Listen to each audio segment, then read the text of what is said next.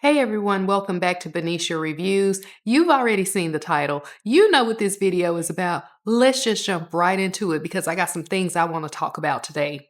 So if you've been watching any of my videos, you know I've been on the hunt for the perfect compact camera for me. As a photographer and a content creator, I've got enough cameras in my arsenal, but one thing that I don't have is something that is compact and tiny, but still delivers the results I'm looking for as a photographer, as a content creator. Like everything that I have in my collection so far is great for something, but it's lacking in something else. And the something else, I think I might have finally figured it out. So, just like everybody else who's on social media these days, I've been trying to get my hands on the Canon G7X Mark III because natively, by heart, I am a Canon shooter. I love Canon. That's where I started. Yeah, I love Canon. But it's been a little bit of a challenge to get my hands on a G7X, and I think I can get it. But the way my anxiety is set up, I ain't got time for it, okay? So your girl will move on. Sorry. I came across supposedly a gently used RX100 Mark V-A, and I went ahead and snagged it up. The interesting thing about the RX100 Mark V-A is it's still being sold at big box stores, like the Canon GX, despite it being several years old. So that kind of let me know that I'm still on the right path because if the big box stores still have it, it's still being pushed out to the masses, at least to a certain extent. But again, I found one gently used and I said, let's do it. Let's just go for it, right? And I will tell you, when my package arrived, before I even turned the camera on, I fell in love with the size and the build because as a photographer, it feels quality. I mean, you can look at my other videos to see what other camera bodies I have in my collection, but this feels like quality. It's a little heavy, and I've said it before, I like things that are a little bit heavy. I don't necessarily love things that feel like a toy so much.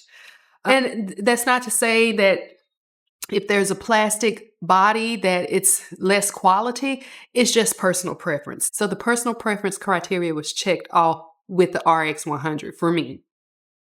The next thing that really made me really happy was the size. I mean, my goodness, I can already tell you that 80% of the handbags that I would be carrying will fit this, if not more.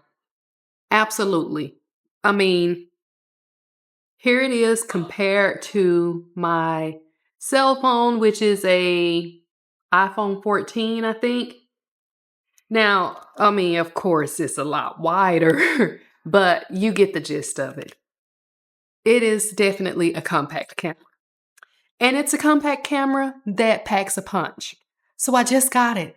I'm learning some of the ropes with this thing, but I can already see the potential is there. The potential is there.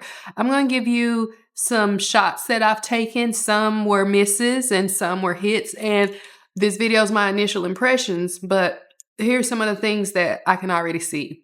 So I feel like when you put it in auto, it lowers the shutter speed a lot.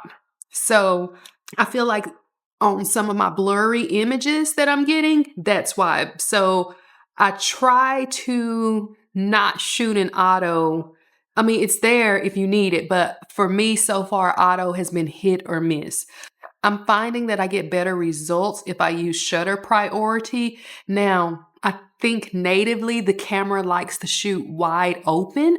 So say for instance, if I'm at the 24 millimeter focal length, it's gonna natively shoot at 1.8 if I have it on auto, or even if I have it on shutter priority. If I'm at the shorter end, like the 70, is gonna shoot at like the 2.8. So the camera natively likes to shoot wide open, and I'm sure there's a setting, but I just haven't found the setting to change it, if that's possible. So with that being said, I typically don't like to shoot wide open. Even though I'm a bokeh girl, I like the bokeh, and, if you've got, like, a telephoto lens, I love the compressed background, love, love, love, but I just don't like to shoot at the lowest aperture of any lens, so I'm rarely gonna shoot at 1.8.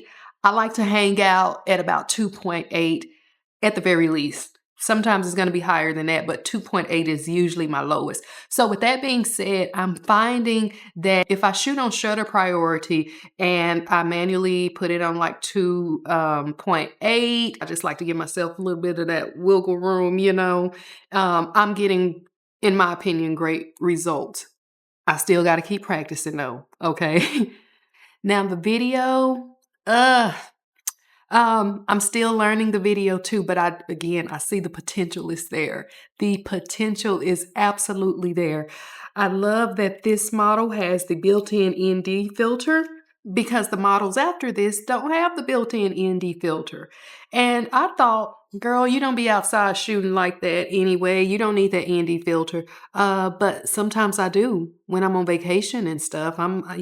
Hey, and I was outside playing around with it and I had the ND filter off and then I turned the ND filter on and I was like, oh my God, this is nice. This is amazing. So I am looking forward to just playing around, getting familiar with the settings so I can optimize the performance to my liking. And that's mainly what I wanted to leave you guys with, aside from my initial thoughts of the RX100 Mark 5A, is any camera that you have.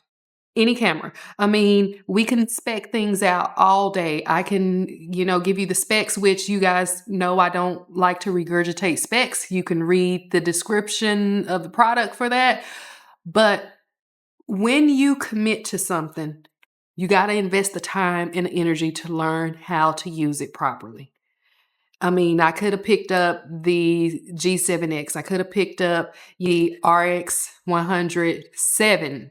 I could have picked up compact Fujifilm X100V or whatever model they're on. Any of those will do. Practically any camera will do. But you got to learn how to use it. You got to know what its limitations are and you got to invest the time. So with that being said, so far, the initial thoughts with limited use, I'm loving it. I am loving the RX100 Mark 5A. I'm loving the compact size. Oh, I gotta tell y'all something. I went to dinner with my sister yesterday and I said, let me get a few shots of you. And she said, girl, you look like you in 2006 with that camera. Guess what though? I did not care because I was having fun. And who cares what people think? So, sister, if you're watching, you a hater. But no, seriously, guys, aside from the compact size and looking like I stepped back into 2006, I love the adjustable focus ring. You can make adjustments by turning the ring here. I love the pop-up viewfinder. I did not think that I would be interested or even need the pop-up viewfinder, but it's awesome. I love this pop-up flash. I love it.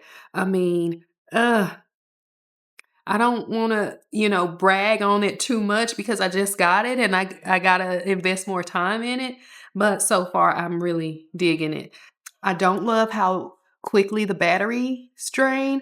I have already purchased this backup battery and charger. I'll talk about that in another video or maybe drop a link down below.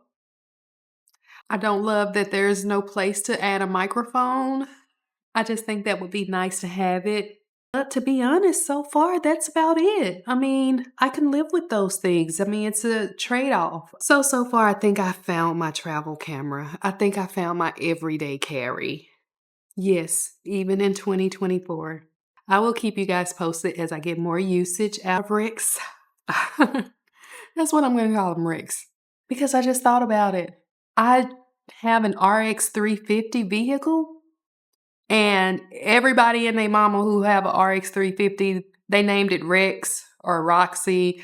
My RX350 is named Braxton. So I cannot name my camera Braxton also because who needs two Braxtons? So I think by default, he's going to be Rex. So I think Rex is my new everyday carry. Let me know what you think if you have a Rex of your own, what your thoughts are, if you've got any tips for me, or if you've moved on from Rex, let me know.